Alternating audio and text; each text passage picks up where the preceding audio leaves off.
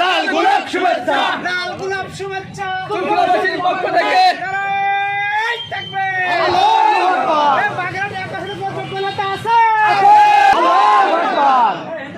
আচ্ছা, আমাদের নামাজ পড়ি না নাজুল ভাই সাথে ওই যে ভিতরে নাজুল ভাই।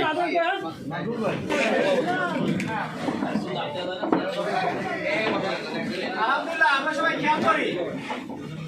আসলে আমাদের কথা ছিল আমরা এখানে এসে আসর নামাজ পড়বো, আসর নামাজের পূর্বে ইনশাআল্লাহ উপস্থিত হবো, কিন্তু বিভিন্ন ব্যস্ততা বিভিন্ন সমস্যার কারণে আমরা সেই টাইম মতো আসতে পারি না। এই জন্য আমাদের প্রার্থীর পক্ষ থেকে আমরা নির্বাচন পরিচালনা কমিটির মূল্যায়ন উপজেলা শাখা আন্তরিকভাবে দুঃখ প্রকাশ করছি এবং